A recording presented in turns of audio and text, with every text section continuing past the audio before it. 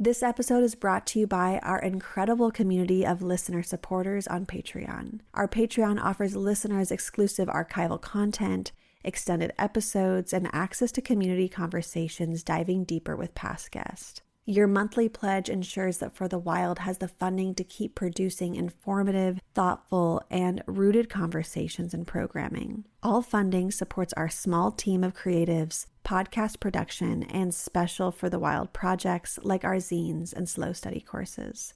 To support us on Patreon, please visit patreon.com/forthewild. Or if you would rather make a one-time donation or recurring donation outside of Patreon, please visit forthewild.world/donate. Hello and welcome to For the Wild podcast. I'm Ayana Young. Today we are speaking with Jason BALDES. Buffalo existed from the West Coast nearly all the way to the East Coast, to Florida, from Mexico to the Arctic, from sea level to 13,000 feet in elevation. There really is not a place on this continent where buffalo doesn't belong. And if we can continue to restore buffalo to its rightful places, those places are also going to heal. Jason, an enrolled member of the Eastern Shoshone Tribe, received both his bachelor's and master's degree in land resources and environmental sciences from Montana State University, where he focused on the restoration of buffalo bison to tribal lands. In 2016, he spearheaded the successful effort to relocate a herd to the Wind River Indian Reservation and works with both the Eastern Shoshone and Northern Arapaho tribes in buffalo management and expansion. He is an advocate, educator, and speaker on Indigenous cultural revitalization and ecological restoration, who has also served as director of the Wind River Native Advocacy Center, where he was instrumental in the passing of the Wyoming Indian Education for All Act. He currently splits time as executive director of the Wind River Tribal Buffalo Initiative, the Tribal Buffalo Program Senior Manager for the National Wildlife Federation's Tribal Partnerships Program. Jason sits on the board of directors of the Intertribal Buffalo Council and the board of trustees for the Conservation Lands Foundation. Well, hello, Jason. Thank you so much for joining us today. Yeah, thank you for having me. Gosh, there is so much to talk about, and I'm really excited to get the chance to talk to you. As we start, I want to get a bit of background about your journey towards working with buffalo restoration. And so maybe we could start off with what led you down this path and what has continually affirmed your commitment to the buffalo. Well, growing up on the Wind River Reservation, I was part of a family who hunted and fished and camped. My dad is a retired fish and wildlife biologist. And so as a young person, I got to witness a lot of his work firsthand in protecting fisheries, fighting for water rights, upholding the sovereignty and self-determination of the tribes to restore species that were exterminated, like the pronghorn antelope and bighorn sheep. So I was a kid when I witnessed the reintroduction of those species. And then I had the opportunity when I was 18 to travel with my dad to East Africa and witness the wildebeest migration, along with seeing many of the other wildlife species there in Kenya, Tanzania, and Uganda. And the wildebeest was kind of an epiphany for me, realizing that that's less than 5% of what the bison was here on this continent less than 500 years ago, actually less than 200 years ago. And so I had a newfound maybe appreciation for my home and my community. And so when I returned home from Africa, I decided to pursue an education that would give me the academic credentials to move forward in bison restoration on the Wind River Indian Reservation here in Wyoming, working closely with the Eastern Shoshone, my own tribe, as well as the Northern Arapaho, who we share this reservation with. We both come from buffalo people. It was very important, critical for my grandmas and grandpas. And so, kind of taking the lead from my father, stepped into a role where I could help the four-leggeds, the buffalo, as well as the other species that benefit from their presence. And so that once I finished with my education, I moved into a professional role with the National Wildlife Federation, and then a position with the Intertribal Buffalo Council as the representative for the Shoshone Tribe, and then starting a nonprofit to work closely with the two tribes here to further buffalo expansion on the reservation. Hmm. Oh, thank you so much for that work. I would just love to continue hearing more about the specific projects you're working on right now and what are some new developments in this space? Well, the reservation was opened up for homesteading way back in 1906, and this privatized many of our reservation lands. They're no longer really considered part of the reservation. They're considered fee lands or allotted lands. And so I've been able to raise some dollars to reacquire or purchase those properties for buffalo habitat.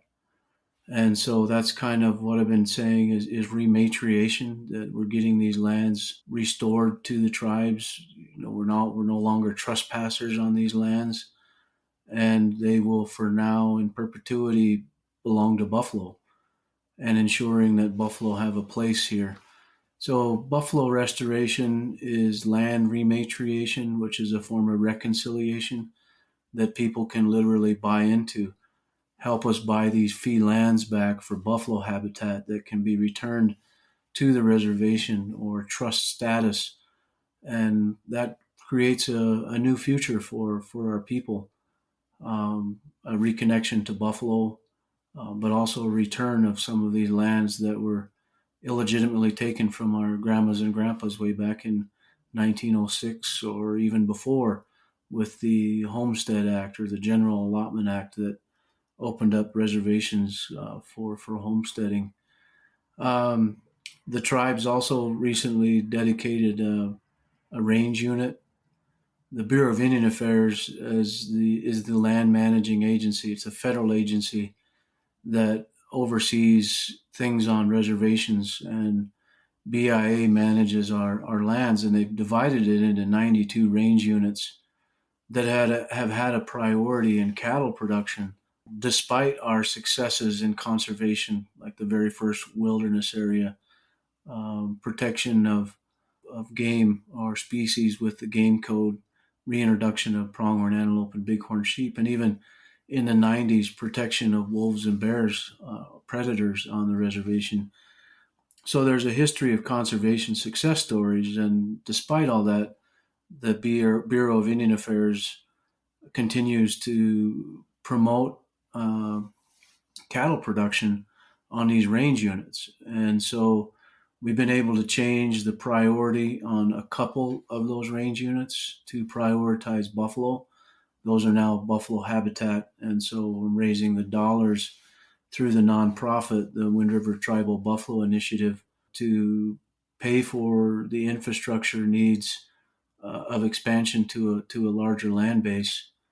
So there's community, there's leadership support from both tribes to continue building our buffalo programs.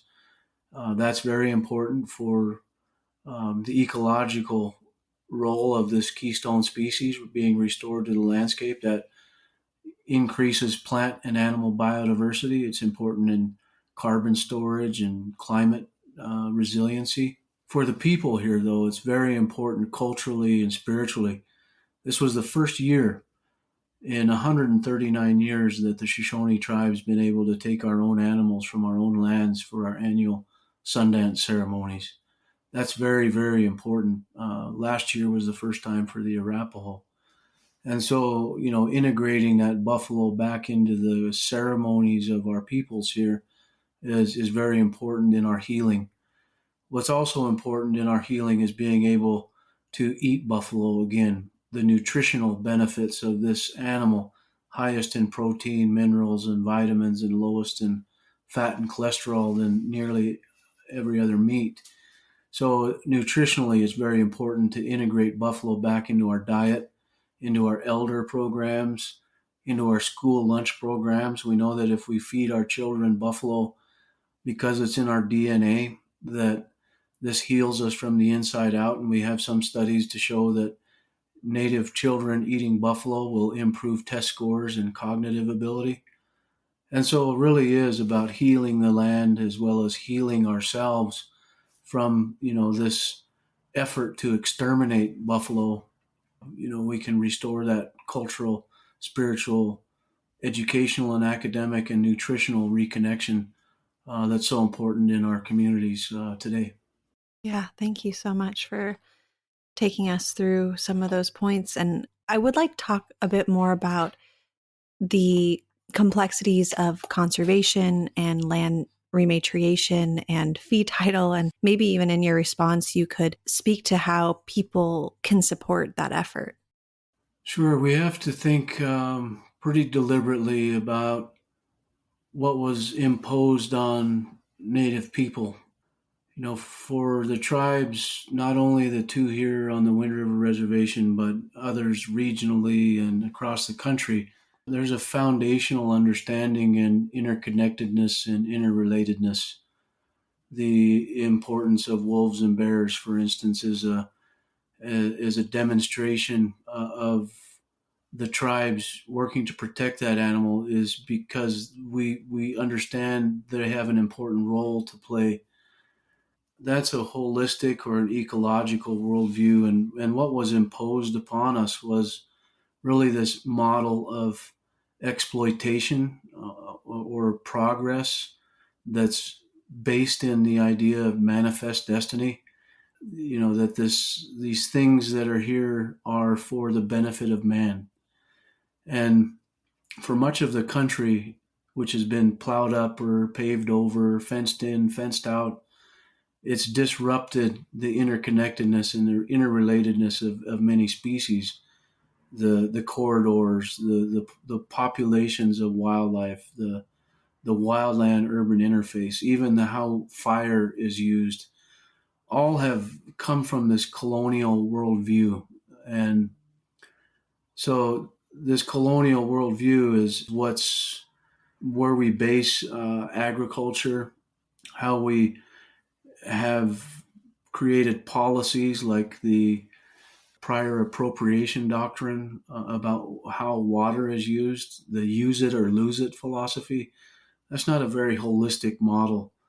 It's about exploitation of the resource for the benefit and monetary gain or commodification for man.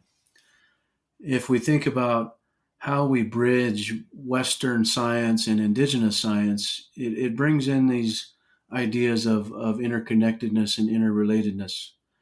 And that's why oftentimes conservation is aligned with indigenous values and belief systems, because it's really to restore the ecological balance that was here prior to lands and communities being colonized. So we're in an era today where we can focus on cultural revitalization, language preservation. We can think differently about how lands are utilized, the importance of buffalo and or bison, reintegrated into the communities for the healing that needs to take place. This is going to create a better future for our young people. And if we look at reservations, because of that General Allotment Act, many of our reservations are checkerboarded with jurisdiction, from the fee title land to the allotted lands to tribal land, even states that are assuming jurisdiction on many of those fee lands on reservations. Our reservations were created to maintain a way of life. And that way of life was disrupted with the extermination of the buffalo when we became reliant upon the federal government for rations. And then there was the boarding school era where our grandmas and grandpas were forced from their homes to go to schools, where colonization and even indoctrination was, very influential on our people. So that's part of the intergenerational trauma that we're trying to heal. And as we bring buffalo back and get them into ceremonies and we get them back into the diet, that's all part of our healing, which is very important. And the Wind River Tribal Buffalo Initiative was established so that we could not only raise money to acquire more land, but also facilitate the cultural, educational, nutritional reconnection of youth and community to Buffalo. So, for instance, next week we have a 3-day youth camp taking place out here at the Buffalo so that our elementary and middle school and high schoolers are learning about our efforts to protect fisheries and water, our wildlife and buffalo, and ensuring that our young people are very knowledgeable and grounded in that relationship, those relationships, so that we are creating better leaders for the future. And so the Wind River Tribal Buffalo Initiative was set up to help facilitate that. You can go to the website www.windriverbuffalo.org. We have a donate button on that webpage, but you can also learn about the effort, learn about the history of the two tribes here on this reservation, as well as see some videos and some articles concerning or related to buffalo restoration.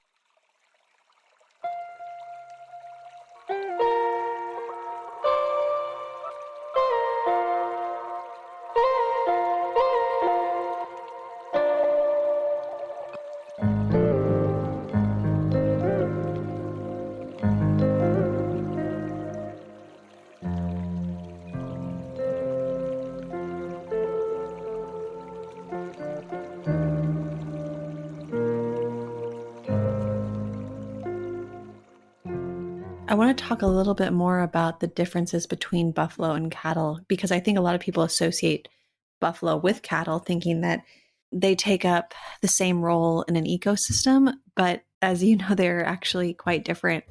So could you explain the varying roles that they have? Yeah, well, first off, cattle came from Europe, and cattle brought a lot of diseases that infected the wildlife. You hear a lot about brucellosis. We hear less about malignant catarrhal fever and mycoplasma bovis. These are livestock diseases that are fatal to buffalo, but more often than not, we hear about this brucellosis argument, and it is really unfounded. We've been able to mitigate that disease to ensure that animals can be certified as disease free and ensure that those genetics are supplementing some of our other herds. And so disease often is one that you hear about between cattle and buffalo, but just to make that clarification is important. Um, Buffalo, bison, I use that term interchangeably. Buffalo is a common term amongst tribal communities. Of course, the scientists argue that bison is the correct term, but the correct term for us is the language is the name in our languages. And so, there's 330 plus languages indigenous to this continent. And so buffalo, bison, they cannot be replaced on the landscape by cattle. Buffalo have unique grazing characteristics. Their physiological, behavioral adaptations make them beneficial to the landscape. They will do patchwork grazing where they graze heavily in certain areas and leave adjacent patches of grass completely left alone. This creates microhabitats for other organisms, but it also keeps the soils from drying out. The same area that cattle would use, they would graze it down and expose the soil and dry it out. Um, Buffalo will also graze on the grasses. They're primarily graminoid feeders, and that's why you have an increase in biodiversity of plants, is because they focus on the grasses and leave the forbs. They have the ability to control their metabolism, to slow it down, so they can rely on less favorable forage when needed. Buffalo are also drought tolerant. They need less water than cattle. And buffalo won't congregate in riparian areas. They will go down and take a drink and then they'll move. They actually move about 3 miles per day if they have the landscape available to them. They A buffalo has 22,000 hairs per square inch compared to about 7,000 hairs for a cow. So a buffalo can withstand extreme temperatures, cold temperatures, because of the hair and the fur that they put on. In the springtime, when they lose that hair, it becomes available to many other organisms that need it for their nests. Certain birds need buffalo hair for their eggs to reach the right incubation temperature. You don't get that with cattle. That hair gets carried down into the ground by mammals. It changes the soil chemistry.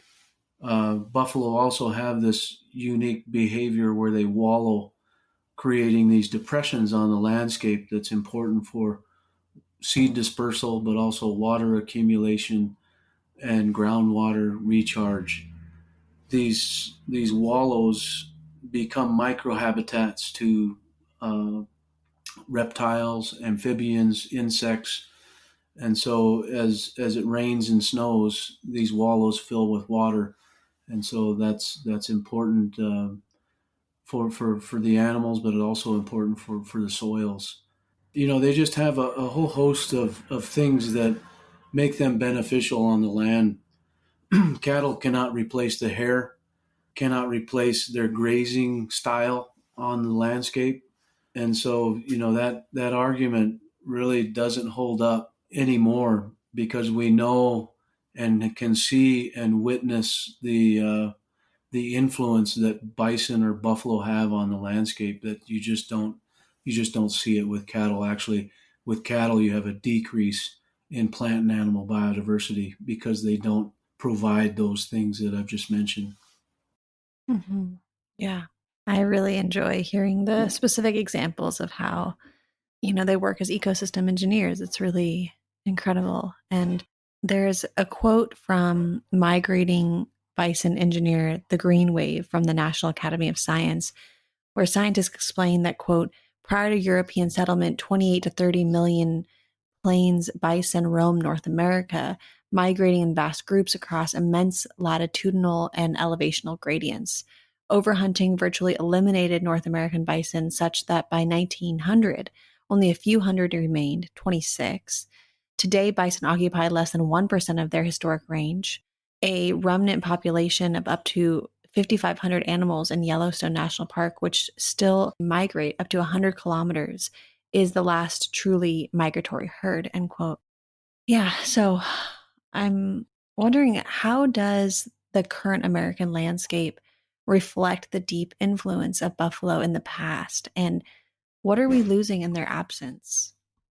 Well, I focused my undergraduate and graduate degrees around tribal buffalo restoration, and for my thesis, it took me some time to come up with, but I recall seeing, my dad pointing out these relic wallows growing up as a kid when we were hunting in the northern boundary of our reservation, hunting elk and deer and antelope.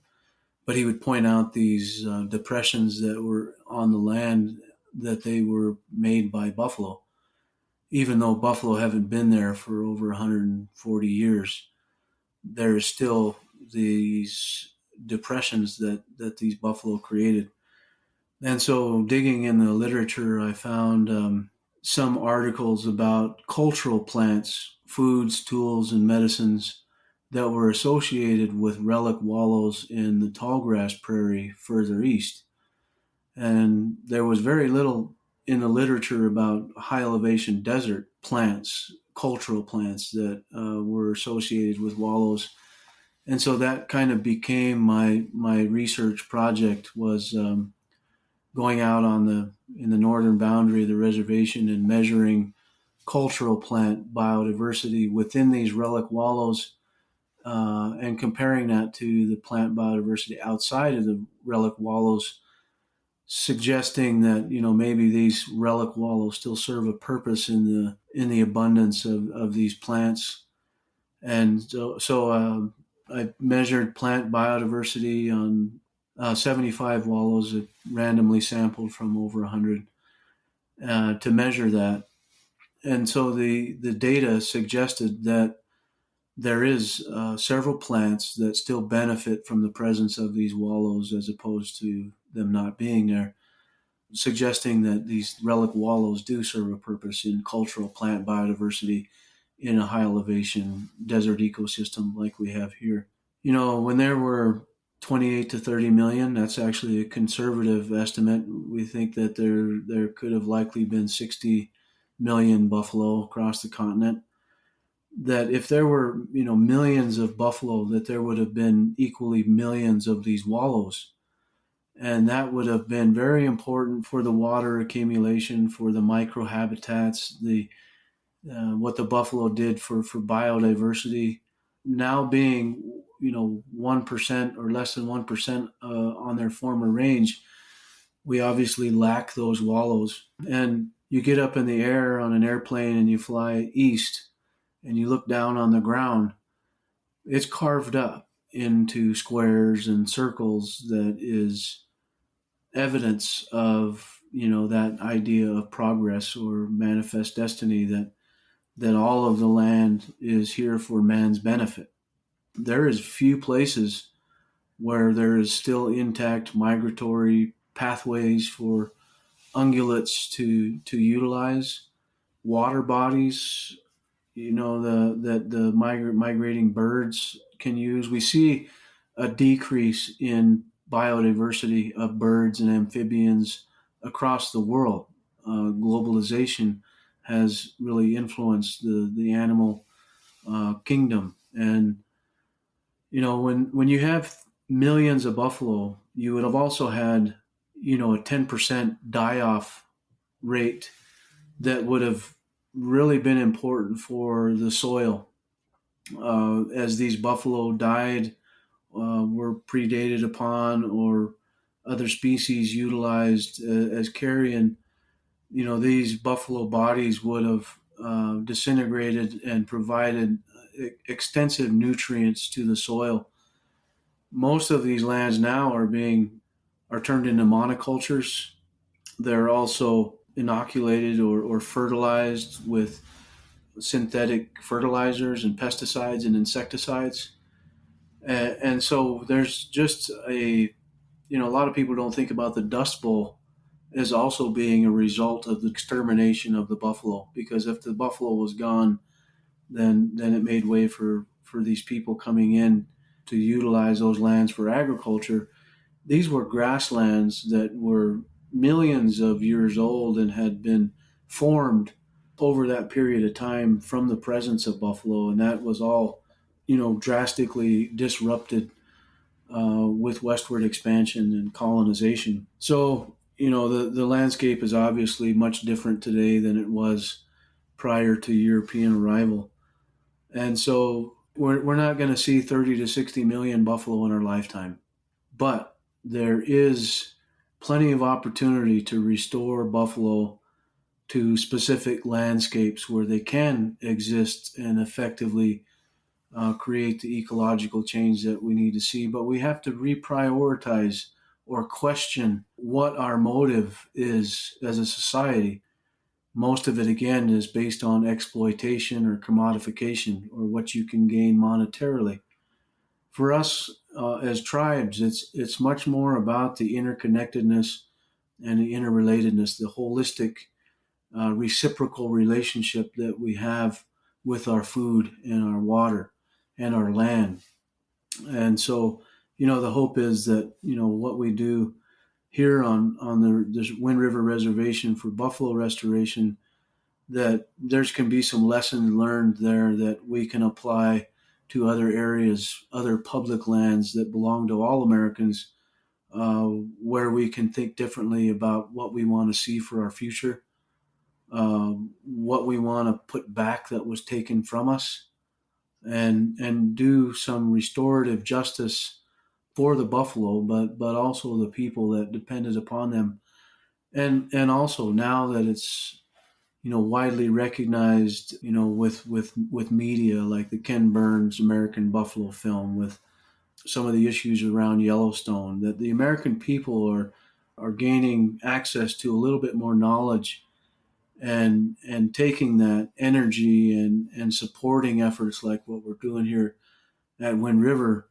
to reacquire land for buffalo habitat, but also restore this buffalo protected as a wildlife species, and that's going to be able to maybe give us a little bit of hope, or give a hope for our young people for the future, that it's not as colonial as it once was, and that we can actually exercise our sovereignty and self determination to create the change that we want to see.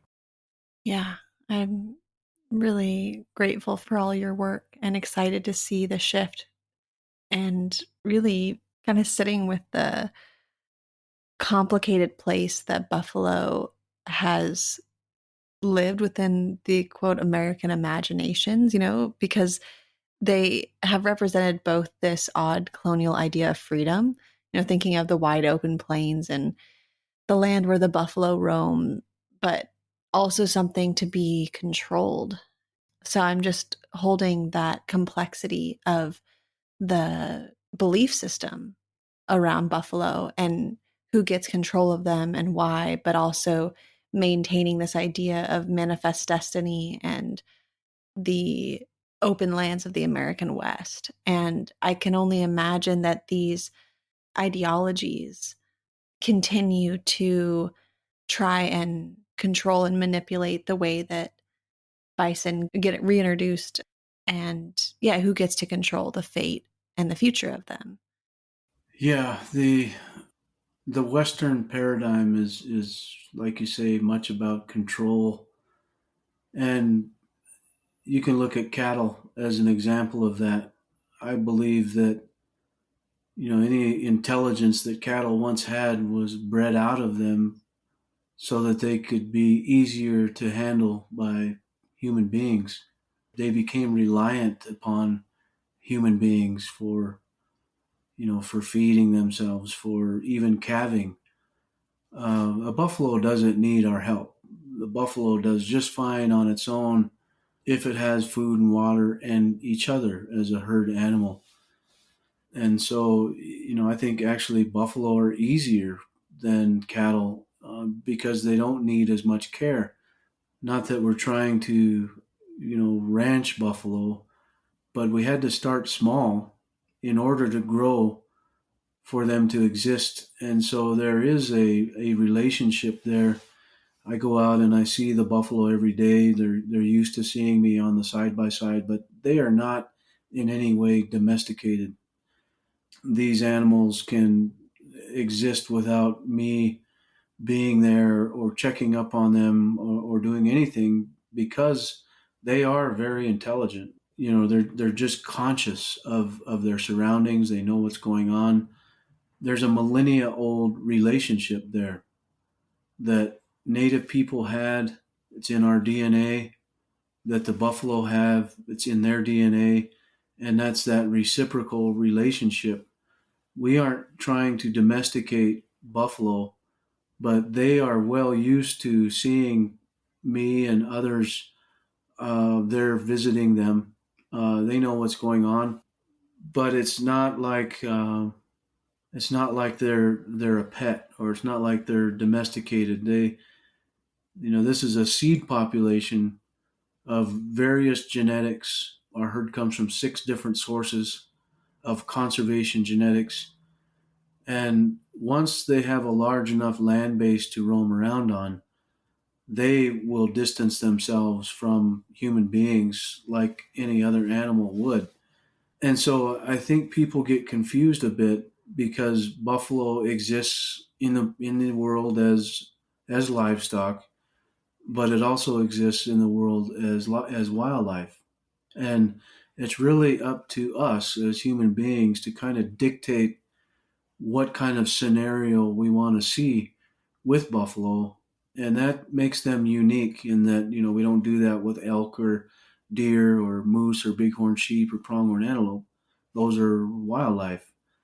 Buffalo has this interesting way about itself that allows that relationship. And I really truly believe that's because of the genetic memory between buffalo and the native people. And I think that's why people get into bison ranching, is because the buffalo is this iconic species, this magnificent being, this great beast of an animal. But it really is up to us as human beings to take care of that buffalo the way that it used to take care of us.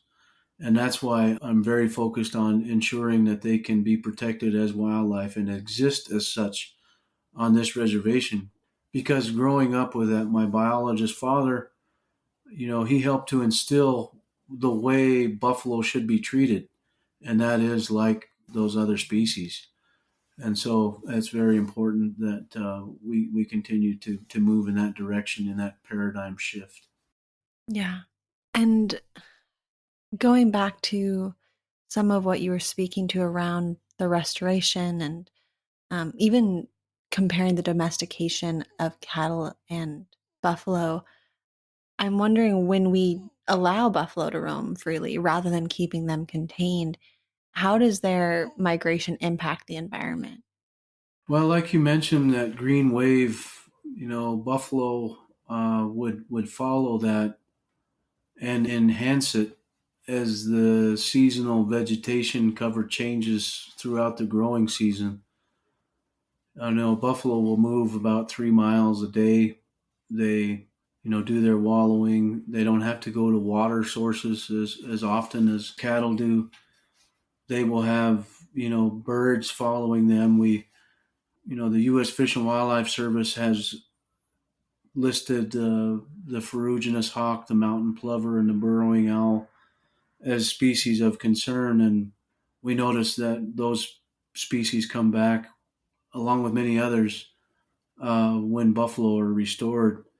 And so, as we put buffalo back on the landscape and they can grow in population, we can anticipate seeing an increase in birds, insects, even mammals over time.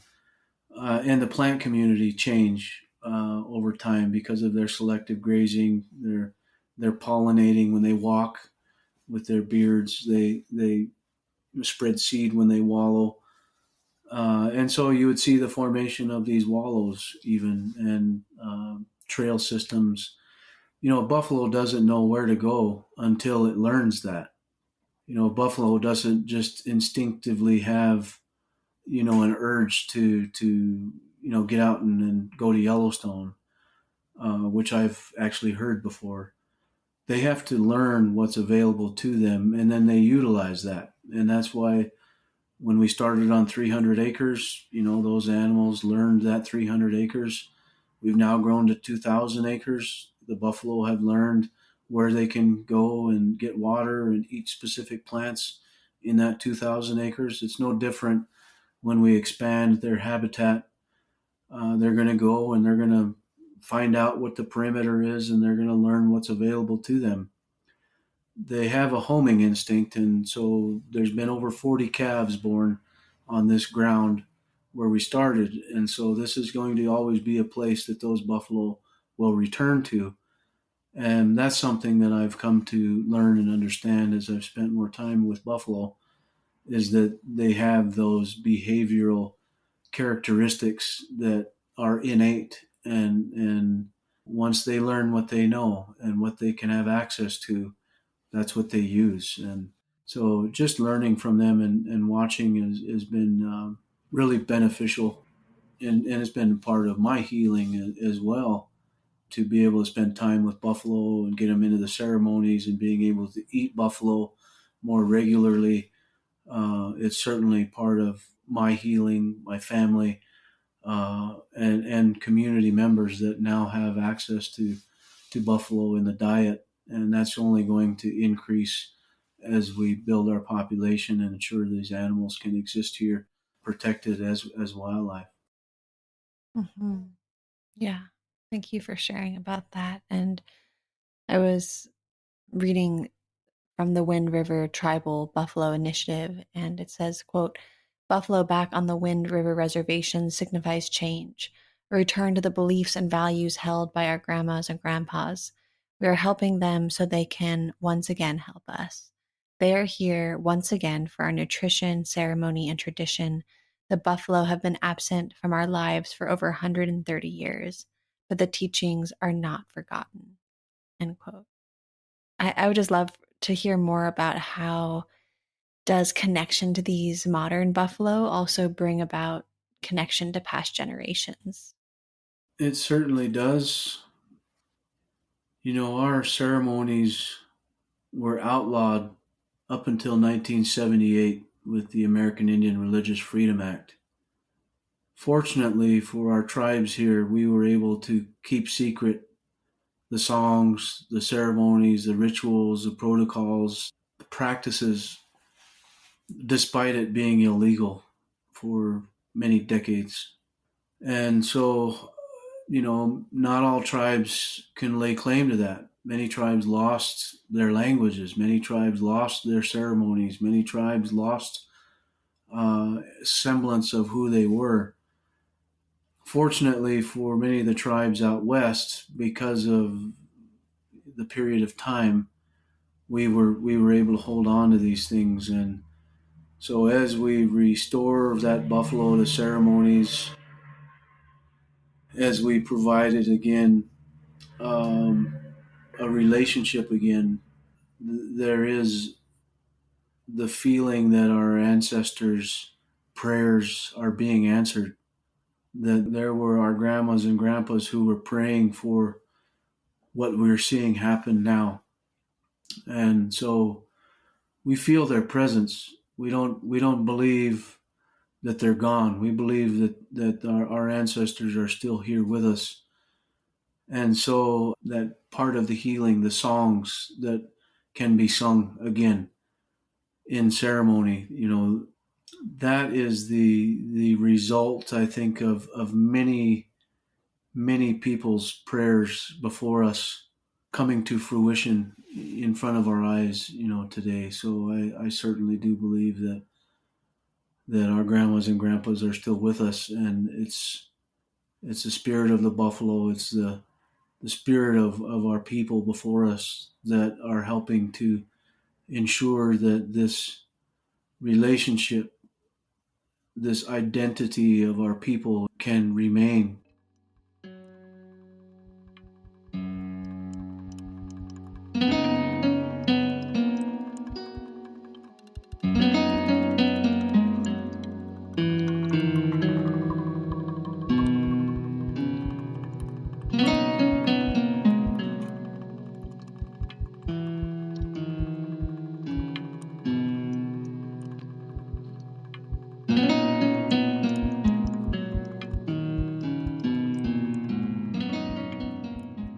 Another thing from the Wind River Tribal Buffalo Initiative, which writes, quotes, "We need healing. The evidence of loss of connection manifests as addiction, trauma, and unhealthy behaviors that is not of our traditional belief systems.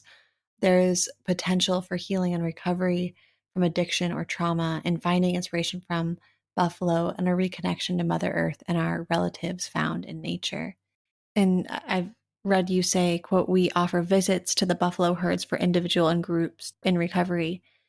And love to hear if you have any stories to share about these programs that you support or anything that brings you the hope that you've seen. We have the social dilemma of our circumstances in our communities is challenging. We have I think 12-year lower life expectancy than the national average. We have high suicide rates, high high school dropout rates, and other problems that is directly attributable to the intergenerational trauma. A lot of people turn to alcohol, substance abuse, even gambling as a coping mechanism to deal with that trauma. And that isn't healthy for us. It's not good for us. It's not ensuring that our people have a foundation to grow from. And even my own struggles with alcohol, been able, I've got over 5 years of sobriety now, that I found my help in Buffalo. I found my help in returning to ceremony, um, and really, submersing myself in this work to help the Buffalo, to help, myself, to help my family, my community from many of these issues that we all face, that touch all of our families in some way or another. And if we look across the country at other tribes and the things that they're doing, and for instance, the Intertribal Buffalo Council now has a membership of 82 or 83 tribes, restoring buffalo for the cultural and spiritual importance. It's very similar. It's also restoring ancestral foods, eating healthier, thinking more holistically about how we treat our bodies, what we're ingesting, how we treat each other, a holistic medicine wheel approach to thinking about our growth and development as human beings. That medicine wheel philosophy is integrated into everything that we do, and it's a very big part of our healing. And buffalo are really foundational to that, and I don't really know how to describe it other than it's in our ceremonies. It's in the lessons that we learn as we transcend the four hills of life from baby, youth to adult to elder. It's in the balance that we find mentally, physically, spiritually, and emotionally. That medicine wheel is kind of the paradigm, is the worldview that our grandmas and grandpas had, and that's what we're trying to help our people with in finding their own healing. And when you find balance mentally, physically, spiritually, emotionally, and you can integrate that medicine wheel thinking and belief system into your everyday life, well, that is part of restoring what was taken from us, and that's foundational to our healing, whether it's moving away from alcohol or substance abuse or any kind of addiction that we may have or carry. And so, healing myself and finding sobriety and recovery was because of Buffalo, because of the work or the platform form that it allowed me to work from. And I wanted to be able to share that with anyone else that can relate, tribal or even non-tribal. But because we as Native people carry around this intergenerational trauma, it's very important to include those that are in recovery. And that's why the people that are in recovery, those recovery programs you mentioned, continue to come out to the buffalo. It's not to learn from me, but it's to learn from the buffalo, to go sit with the buffalo and find that healing that we all need. And so it's just an important way to provide that place. And sitting with the buffalo can remind people about a part of themselves that they never knew was there. Mm, beautiful. Along with the buffalo, I also wanted to take a moment and think about the beauty of the prairie. There's so much in a prairie that I think gets overlooked, and there's so much vitality that also potentially gets overlooked. And so just wondering if you could speak to the beauty you find in the prairie and the power there. Yeah, I think not only about the prairie, but I think about the rivers, the river bottoms, the mountains, the high mountain meadows. Buffalo existed from the west coast nearly all the way to the east coast to Florida, from Mexico to the Arctic, from sea level to 13,000 feet in elevation. And so there really is not a place on this continent where buffalo doesn't belong. And I truly believe that if we can continue to restore buffalo to its rightful places, that those places are also going to heal. And it's the plants, it's the birds, it's the insects, it's the other four-legged animals that are out there. It's even the microbiology, the soils and the microbes that will all benefit from buffalo. And I hope to see it in my lifetime where buffalo exist, on hundreds of thousands of acres in populations greater than 1,000, thousands of buffalo on hundreds of thousands of acres. I think that's foreseeable in our lifetime. And for me personally, a lot of this work is so that one day I can hunt buffalo with my kids and grandkids and hopefully my dad. A lot of this work that I'm involved in wouldn't have been possible without the effort of many who've come before. And for me, my dad is my hero for the work that he did to buck the system, to fight against what he didn't believe in, and to be an advocate for the fish and the wildlife and those that don't have a voice. And so, there's a whole lot of work that goes into getting to that point where buffalo actually exist on large landscapes. That's still a lofty goal in this day and age. I think it's achievable, but we have still a lot of challenges ahead to get to that, to challenge the paradigm, to change the status quo, to challenge others' belief systems, to call out manifest destiny and the notion of progress when needed. Those are challenges that I think are becoming a bit more achievable as people want to see and support a different way of doing things that isn't exploitative, but is more holistic and ecological in nature. So I hope someday that I will be able to hunt a buffalo with my kids and grandkids, or even more importantly, to be able to do that with my dad would be one of the greatest rewards that there could ever be. Hmm. Yeah, I feel that, Jason.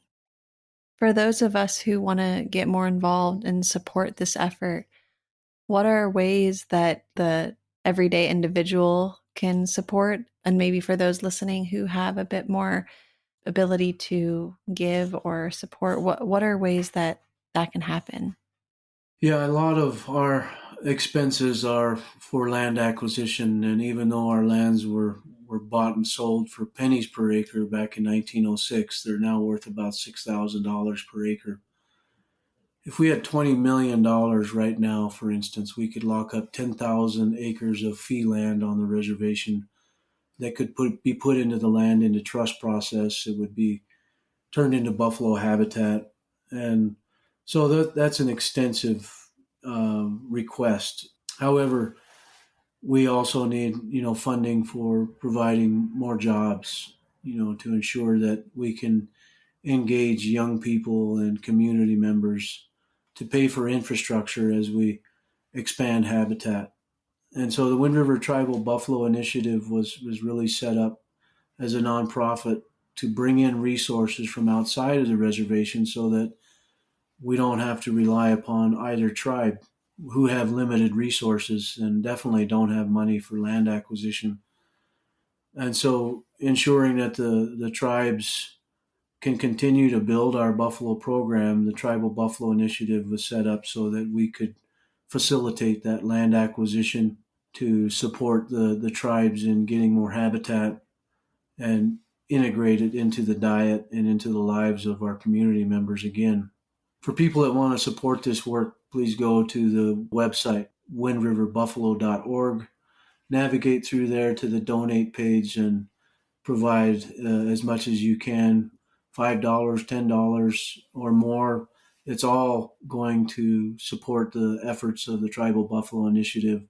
And we're just appreciative of all of the support that continues to grow and build from not only the people here on the reservation, obviously, but also people in the state of Wyoming and also nationwide as well as worldwide.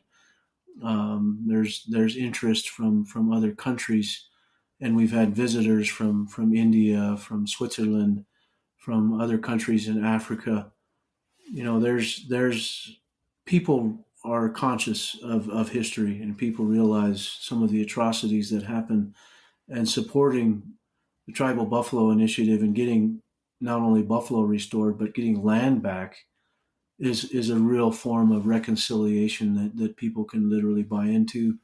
Help us get these lands restored for buffalo and support the efforts of the Tribal Buffalo Initiative to get this animal integrated back into our lives again. Oh, Jason, thank you so much for your time and for sharing these thoughts and stories and hopes with us. I'm really moved and feel like I want to continue learning more. Well, I appreciate the invitation to join you on the conversation today. I think it's really important that people learn about this history and understand how we can actually effectively create the change we want to see today.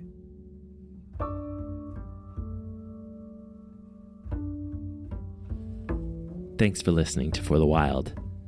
The music in today's episode is by Jamie Stone and A.R. Wilson, with special thanks to Patience Records. For the Wild is created by Ayana Young, Erica Ekram, Julia Jackson, Jackson Krupp, Jose Alejandro Rivera, and Evan Tenenbaum. There is more love somewhere. There is more love somewhere. I'm gonna keep on until I find it. There is more love somewhere. There is more peace somewhere. There is more peace somewhere.